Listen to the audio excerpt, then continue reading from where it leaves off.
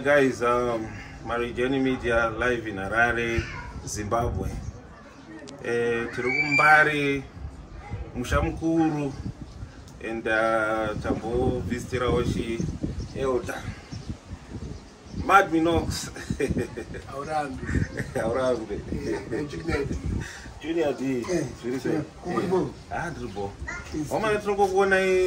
ma social mujiro tumaskiti twenyu. Gozo oti shika diaspora ka.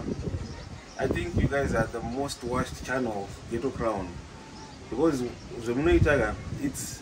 it's natural. Because zvinhu zvokuti hazvisi scripted. Ndizvo mungotaura boys ngatigare kuna tongotanga ngotaura nyaya dzirungoitika mughetto chimwe.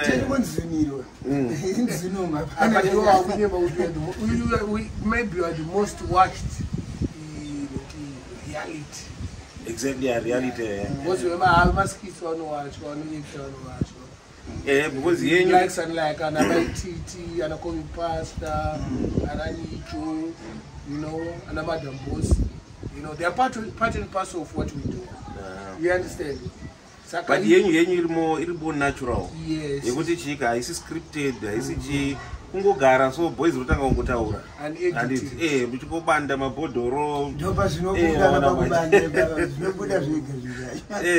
about this time is atisina kana bhodhoro manje zvinobuda ire manje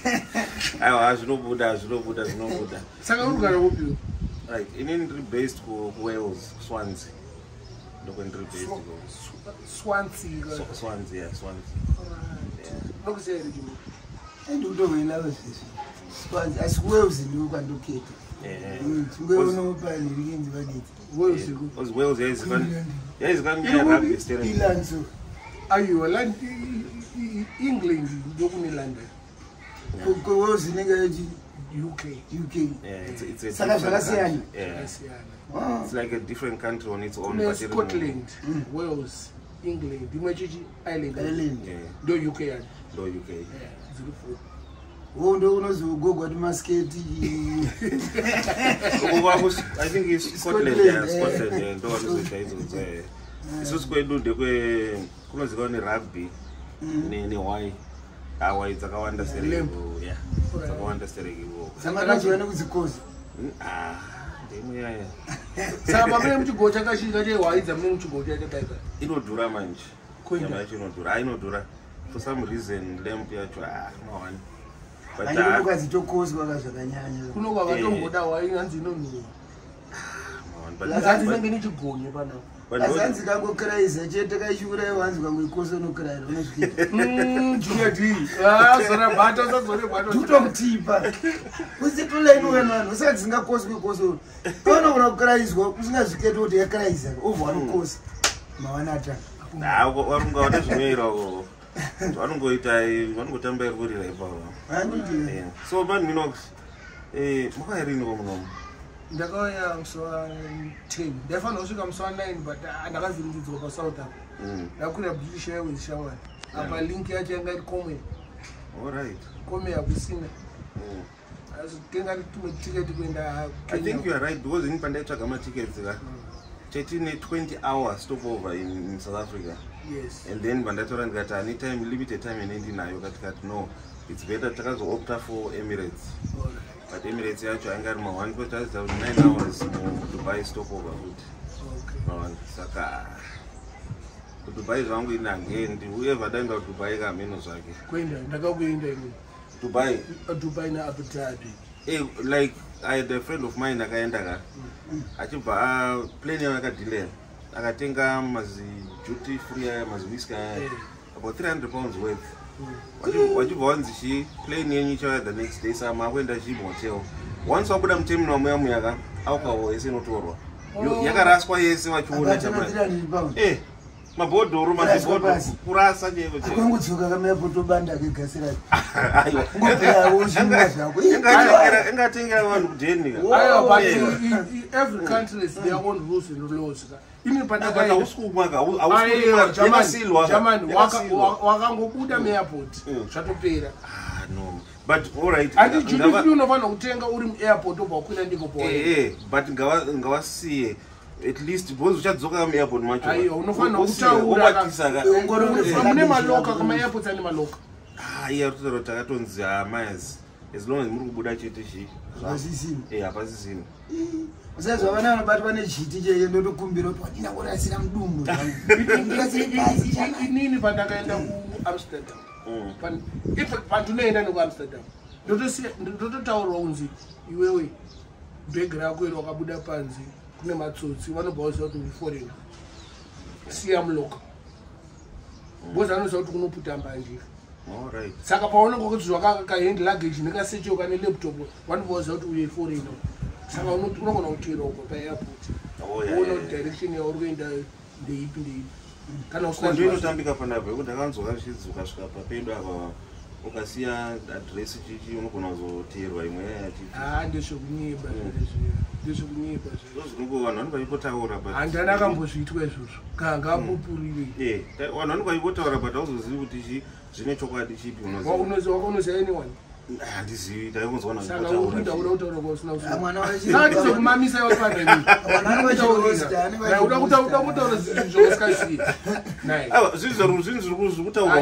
usateerere zvimasocial media zvimwe zvimasocial media ka vanhu vari ngoda kungovhekingidza nyika kuvana munyari vacho nasandambozvinzwa akusi kuengland kuno kuda south africa hazvishande kuno ndizvozvo wazviona abva aiswa pafoni nenhingi nevanhu vebritish airways kunhingi kuengland akutanga ndakati vhiringidzira zvinhu zvese akutanga kutaurisa ndakati amai apa zvihembe zvakapfeka zichembera vanhu vekuengland amene munokuzvitange muri nani siyai hunhu iwowo kuengland kucanada australia zimbabwe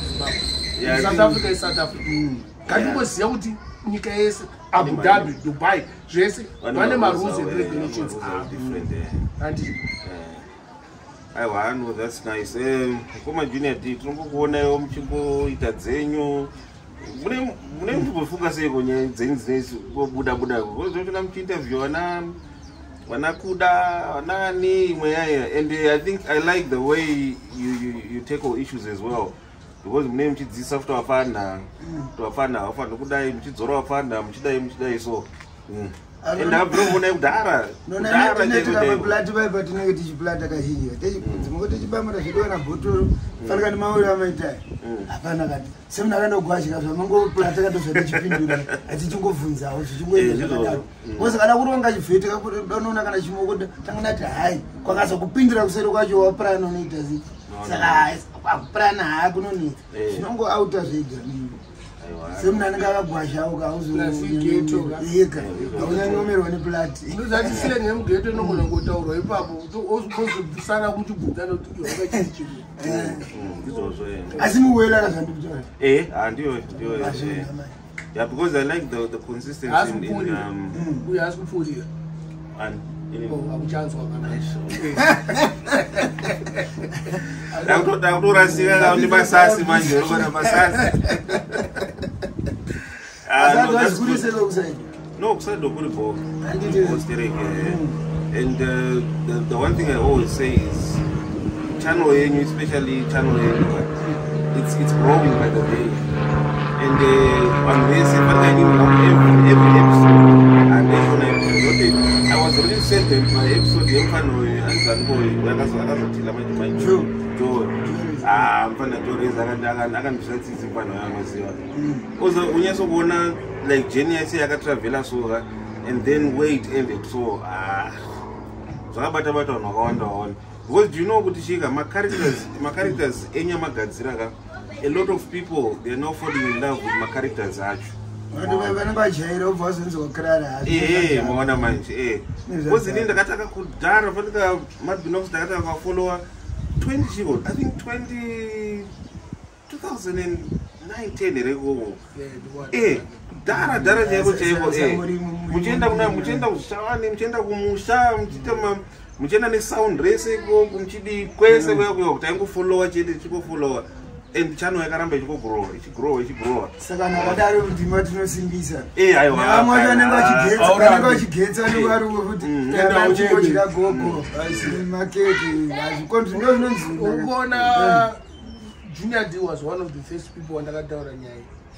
pane vanhu vanyeba spirit patakatanga kuita mavideo but wakanyeba manje akautora video tokodzoterera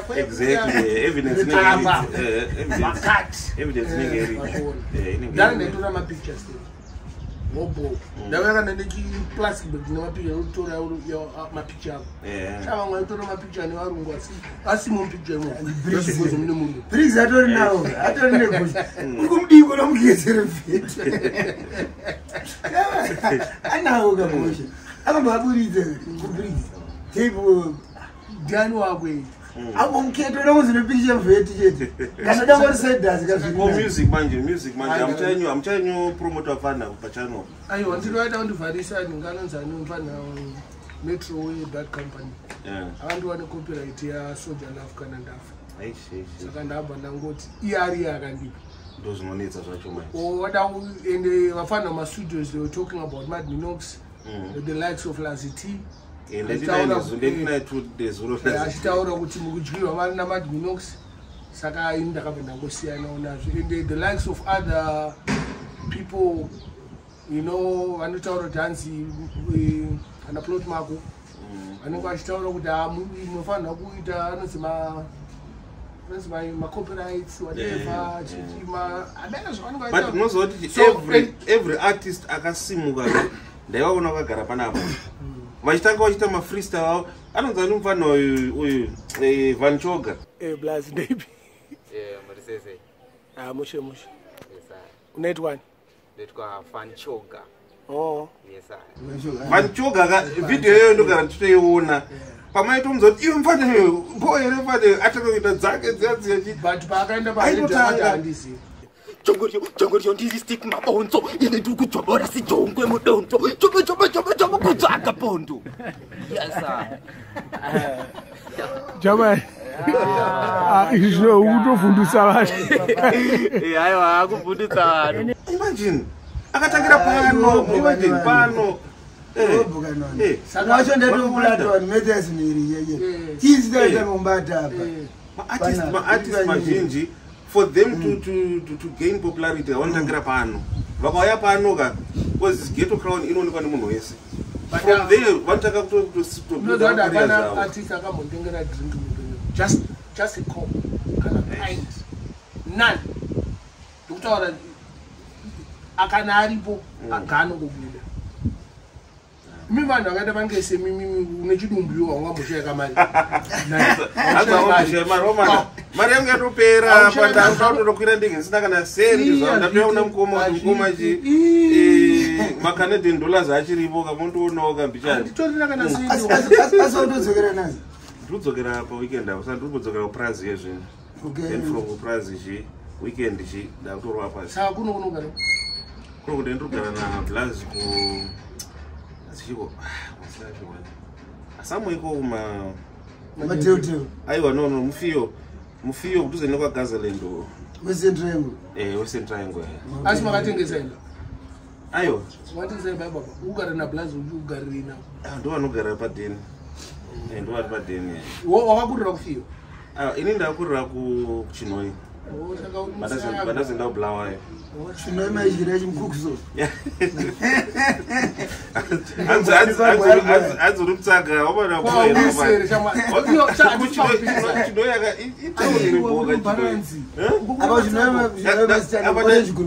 aiwa rega rinonzi uganiwo yakarika posh area ndotopanzira chitsanga ndawatoenda kuningira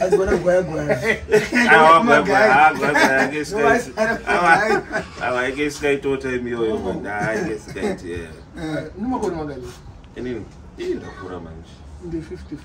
54 this year November okay 2022 masure mbichani asi wakarora hausikautaura kana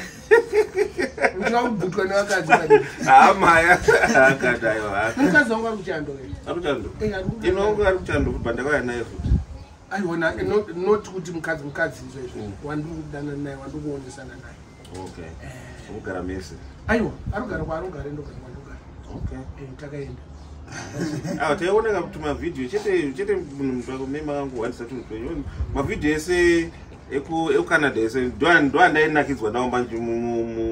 mulockdown umo Canada mangani wani chete ayo maita tuma updates twakawanda emumba emudhena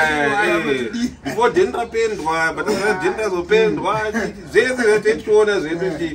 ende muchirwadziwa and I like the way you address issues manje because ndo pane paindaka issue ka then ndikakona mauya chete katozoti pane issue da kuaddresswa apa maona and you just go straight to the point maona which is good. Anyway guys, this is gonna go on our new podcast inonzi ngatitaure let's talk askulume. It's a new podcast in Rutanga. So guys, I'll see you later. Man Minox Junior Dia Omanaga aiwa undertender kwash. Tunakiwa ni baba amite. Aiwa nice one. Yevi.